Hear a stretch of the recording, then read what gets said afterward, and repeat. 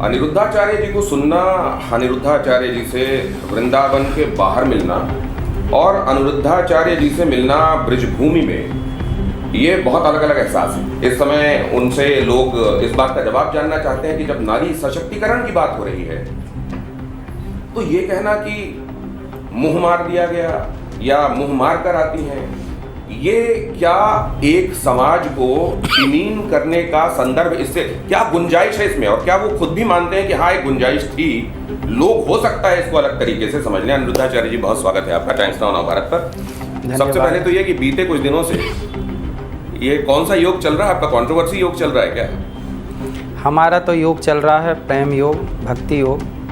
बाकी अब लोग अपने अपने तरीके से जो योग निर्माण करना चाहते हैं वो कर लेते हैं। जाकी रही भावना जैसी, प्रभु मूरत देखी तिन तैसी। जब इस संसार का निर्माण हुआ तो सबसे पहले भगवान नारायण की नाभि से जब कमल हुआ और कमल में जब ब्रह्मा जी प्रकट हुए तो ब्रह्मा जी को ये कन्फ्यूजन हो गई कि मैं कहाँ से आया, मैं कौन हूँ। तब ब्रह्मा जी ने उस कमल की नाल पर नीचे उतर करके हजारों साल विचरण किया पर कोई अंत ना प्राप्त कर पाए, तो वापस आए। फिर पूछा कि हे ईश्वर, जिसने मुझे बनाया है वो मेरा मार्गदर्शन करे। तब ऊपर से एक आवाज़ आई, तप तप तप। तो उस तप तप को जब ब्रह्मा जी ने सुना तो ब्रह्मा जी ने सुना कि तप, तो उन्होंने समझ लिया कि ये तपस्या हमें करनी चाहिए। उसी तप को जब दैत्यों ने सुना तो उन्होंने सोचा कि ताप लो सबको, नष्ट कर दो। तो एक ने तप का अर्थ लगाया कि तपस्या और एक ने अर्थ लगाया कि ताप लो। शब्द एक ही था तप, लेकिन उसके दो अर्थ निकल गए। तो जिसने जैसा अपने भीतर विकसित किया होगा बुद्धि के विकास को, वो आपके बातों को उसी तरह से लेगा। तो आप यदि मेरी बात को सही वे पे ले जाएंगे तो बात समाज सुधार के काम आ जाएगी, गलत वे पे ले जाएंगे तो वो झगड़ा खड़ा कर ये आप बिल्कुल वैसे ही कह रहे हैं जैसे हम लोग लिखा करते थे ऐसे विज्ञान अभिशाप या वरदान है कि आप उसको किस तरीके से ले रहे हैं, वो समाज का भला करेगा या उससे विनाश हो जाए। लेकिन मैं एक बात जानना चाहता हूँ, आपकी कही हुई बात इतने सारे लोगों में, मिलियंस एंड मिलियंस लोगों में कितना प्रभाव रखती है। मुझे याद है मेरी सास आपकी बहुत बड़ी फॉलोअर है बाय द वे, तो मुझे कई बार देखो अनिरुद्धाचार्य जी ये कहते हैं इसको ऐसे करना चाहिए, ये अनिरुद्धाचार्य जी ने कहा है एक बार देखना, ये मैं आपको बताना चाहता हूँ। आपकी बात को जब इस तरीके से लोग लेते हैं, स्पिरिट एंड लेटर दोनों में लेते हैं, शब्दों के हिसाब से, उसके भाव के हिसाब से, दोनों के हिसाब से लेते हैं, तो क्या शब्दों के चयन में, क्योंकि हमारे शास्त्र ही कहते हैं, और मैं आपको तो दिया दिखा रहा हूँ एक तरीके से कहते हुए, लेकिन सत्यम ब्रूयात प्रियम ब्रूयात न ब्रूयात सत्यम अप्रियम। आपने जो कहा वो सत्य हो सकता है, लेकिन अप्रिय क्यों कर दिया आपने उसको?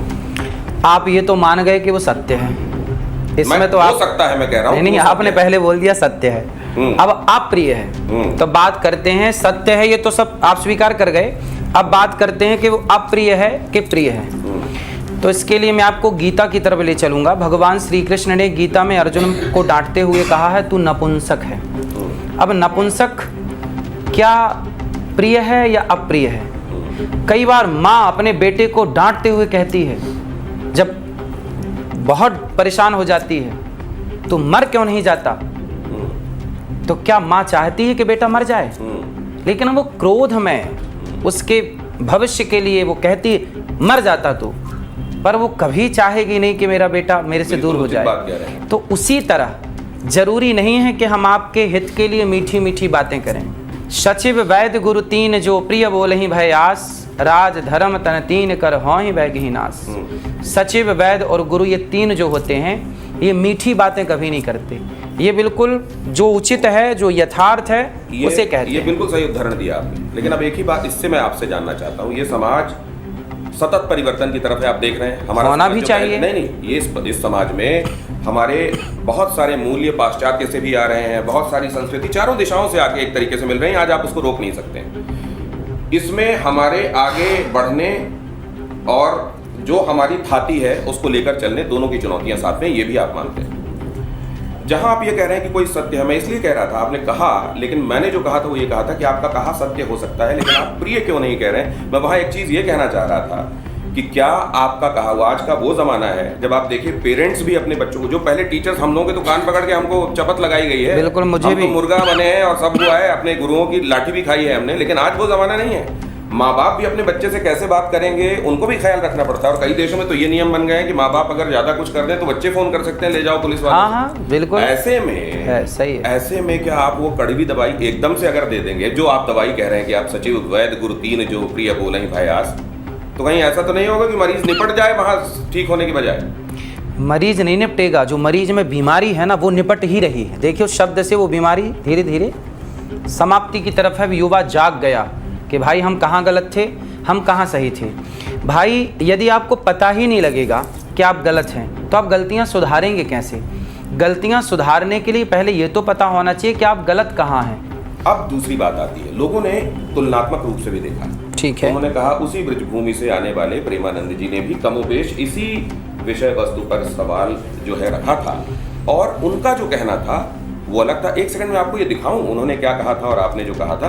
तो ऐसे में उन्होंने एक तो पुरुष हो या महिला दोनों को ही कटघरे में खड़ा किया, और दूसरा उन्होंने कहा कि ऐसे में अगर चार लोगों से मिलकर आएंगे तो उनकी अपनी एक सोच प्रौढ़ हो चुकी होगी, उनके तौर तरीके बदल चुके होंगे, वो कैसे फिर घर नामक संस्था को निभाएंगे, ये उनके बातों में परिलक्षित होता है। और हमने देखा है, मैं भी मध्य प्रदेश का ही हूँ जहाँ से आप आते हैं, तो मैंने वहाँ देखा है कि ये कहा जाता है अमूमन कि जैसे गाय भैंसें अगर उनको छुट्टा छोड़ दीजिए आप तो, और उनके खाने की कोई नियत जगह नहीं है, तो कहीं इस फल वाले के यहाँ, कहीं उस अनाज मंडी में, कहीं उसको कहते हैं मुंह मारते हुए घूम रही है। तो ये आपने वो वाला जो शब्द है गाँव वाला, वो क्यों इस्तेमाल कर दिया? देखो आपके यहाँ भी मुंह मारना बोला जाता है, गाय भैंसों के लिए बोला जाता है, आपने गाय भैंसों वाली चीज यहाँ बोल दी। गाय भैंसों के लिए भी तो बोला जाता है, पर जो लोग चरित्रहीन हो रहे हैं, चाहे वो लड़का हो या लड़की हो, पुरुष हो या स्त्री हो, वहां भी शब्द का प्रयोग होता है, क्यों मुंह मार रहा। और एक अच्छा, इसका शब्द का एक जगह और प्रयोग है, जैसे आप और हम बात कर रहे हैं और यदि कोई मूर्ख है, जैसे आप किसी मूर्ख को समझा रहे हैं तो लोग क्या कहेंगे, यार इसके साथ क्या मुंह मार रहा है, समझेगा ही नहीं। तो यहाँ मुंह मारने वाली बात कही जाती है, माथा क्यों मार रहा है इससे, हाँ, ये नहीं समझे। हाँ, ये माथा क्यों मतलब मूर, वो भैंस क्या कपार काहे मार रहा है, मूड काहे मार रहे हो इससे, काहे मुंह मार रहा है। हाँ। वही बात है, जैसे भैंस के आगे बीन बजे और भैंस खड़ी पगुराए, एक कहावत है, ऐसी एक कहावत ये भी है, क्यों मुंह मार रहे हो, ये समझेगा थोड़ी ऐसे ही। तो अब तो ये बड़ा तगड़ा आपके खिलाफ मैं देख रहा हूँ कि एक उधर से तो एक ज्वार सा उठ रहा है, लहरें उठ रही हैं। अब ये जो आपने बातें कही हैं नटशल में, ये पूरे संदर्भ को समझाने वाली हैं। दोनों ही तरफ से देखने वाले लोग हैं। मैं जब देख रहा हूँ इस विमर्श को, और मैं अपने दर्शकों को बता दूं कि आपने इसको लेकर अनिरुद्धाचार्य जी से बातचीत अभी तक होते देखी, लेकिन मैं ये दावा करता हूं कि यहाँ आपको जो समाधान मिलेगा अभी तक चल रही आ रही कंट्रोवर्सी का, उसका वो कहीं और नहीं मिलेगा। ये भी आज इस बातचीत में आप खुद ही जब पूरी बातचीत देखेंगे तो ये आप फैसला कर लेंगे। दूसरा, उस समय क्या हुआ था, आपकी गाड़ी बीच में रोक ली गई थी, आपको कहा था रुको, हाथ देके किसी ने रोका था। जब अखिलेश यादव आए आपसे पूछने लगे कृष्ण का बचपन का पहला नाम बताइए। हम जा रहे थे कथा करने के लिए, तो गाड़ी से उतर के थोड़ा टहलने का मन हुआ कि चलो पेड़ पौधे हैं यहाँ पर हरा भरा, थोड़ा पैदल चला जाए, बहुत देर से गाड़ी में बैठे हैं। तो हम पैदल ही कुछ दूरी तय करना चाह रहे थे, तभी अखिलेश जी का काफिला गुजरता है और वो हमें देखते हैं, तो वो अचानक ही रुक जाते हैं। हम पूर्व मुख्यमंत्री को कैसे रोक सकते हैं, इतने बड़े वो नेता हैं। तो उन्होंने खुद ही अपने आप को रोका और वो मेरे पास आए और उन्होंने पूछा कि आप कहाँ जा रहे हैं। मैंने कहा कि कथा सुनाने जा रहे हैं। तो उन्होंने कहा कि आप वर्ण व्यवस्था को मानते हैं। तो मैंने कहा हाँ, गीता में लिखा है चातुर्वर्ण्यम मया सृष्टम, तो जो गीता में लिखा है उसे तो मानना ही पड़ेगा, क्योंकि हम गीता और रामायण और भागवत को ही आदर्श मानते हैं, वेदों को ही आदर्श मानते हैं। तो भागवत जी गीता में लिखा है कि वर्ण व्यवस्था है तो हम मानते हैं। तो उन्होंने कहा कि हम नहीं मानते।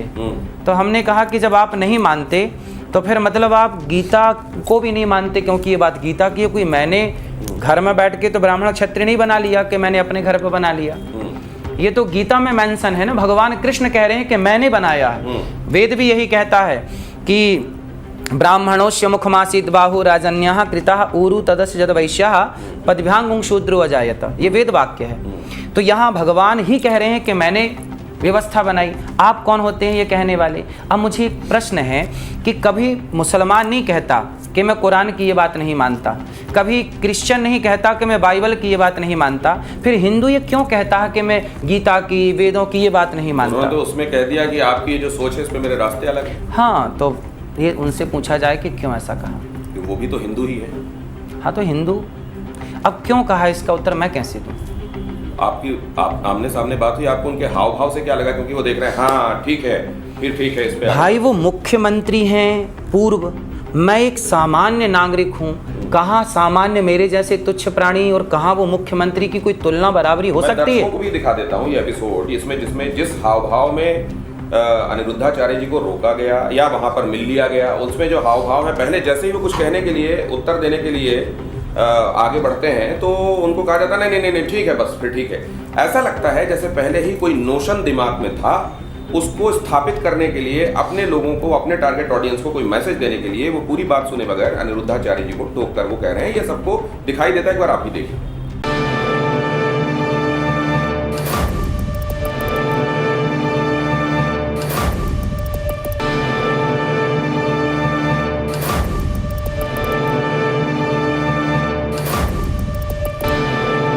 ये अब दो चीजें मैं आपसे जानना चाहता हूं, दोनों बातों को इसलिए मैंने संदर्भ में रखा। आपने कहा कि बच्चियों की शादी कब करनी चाहिए, किस उम्र में आने के बाद क्या हो जाता है, क्यों संस्थाएं आज दरक रही हैं, परिवार एक संस्था है आज क्यों खतरे में दिखाई देती है, इत्यादि। लेकिन अब आप ये भी देखेंगे, हमारा देश जो है वो हमने एक संविधान अंगीकार किया जिसके तहत हम चलते हैं। ठीक है।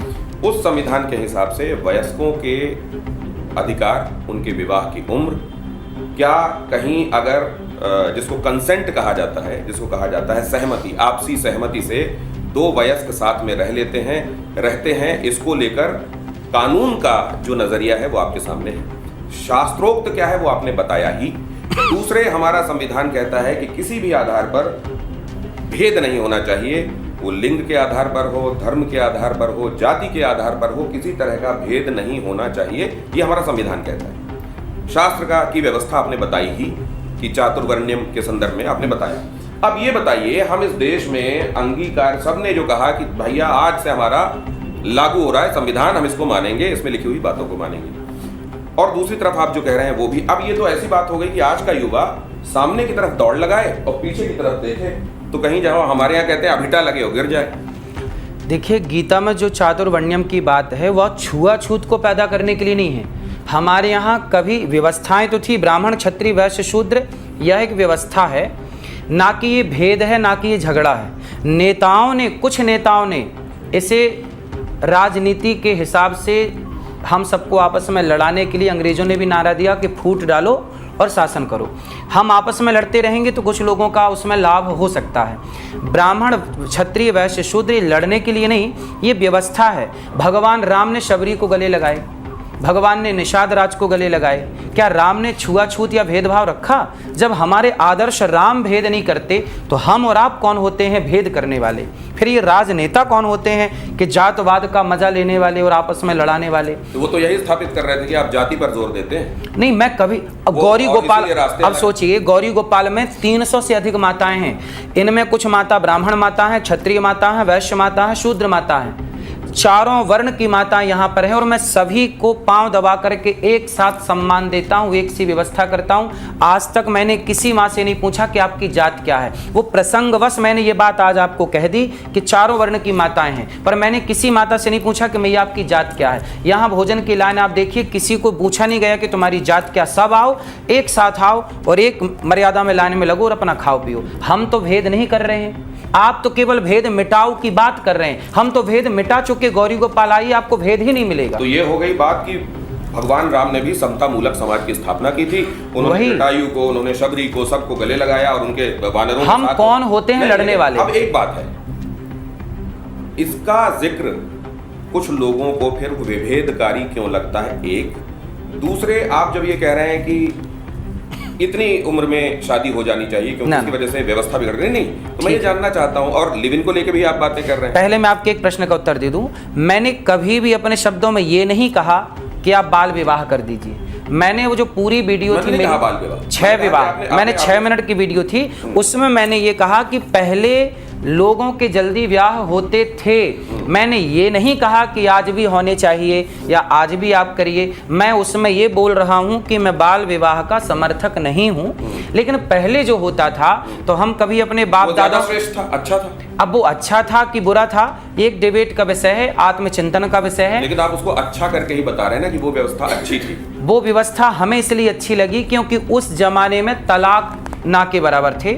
आज तलाक की दर आपके सामने है। आप ये शिकायत कर रहे हैं ना, मुझे लगता है अगर आपको ये कहना है कि कोई एक व्यवस्था ठीक थी, उस पर विचार करना चाहिए, तो आपको ये संविधान लिखने वालों से, आज के नीति नियंताओं से, आज की अदालतों से आपको वहां ले जाना चाहिए, बजाय कि समाज, क्योंकि समाज के सामने तो कंफ्यूजन हो जाएगा कि हमारे महाराज जी ये कह रहे हैं, हमारा संविधान ये कह रहा है, हम किसकी बात माने। मैं बस यही चाहता हूं कि जब आपको लगे कि मुझे लिव इन में रह लेना चाहिए, उसी समय आप जिसके संग लिव इन में रहना चाहते हैं, जो लड़का हो या जो लड़की, क्यों ना उससे विवाह कर लिया जाए और विवाह करके उसके संग जिंदगी गुजारी जाए। ये आप जो कह रहे हैं ना, हाँ, ये तार्किक रूप से किसी भी घर में बैठा हुआ कोई भी व्यक्ति सुनेगा, कहेगा महाराज जी ठीक कह रहे हैं। ठीक है। लेकिन अब मान लीजिए किसी घर में एक ऐसा घर है जिसके घर वाले आज तक जो परंपरा रही है उसको निभाते चले आए हैं, शास्त्रोक्त विधि से, परंपराओं के हिसाब से उनके घर में शादियां हुई हैं। ठीक है। अब वो दिल्ली जैसे एक महानगर में रह रहा है, सही है, वहां पे वो बड़ा हुआ, अचानक उसको कोई ठीक लगा। अब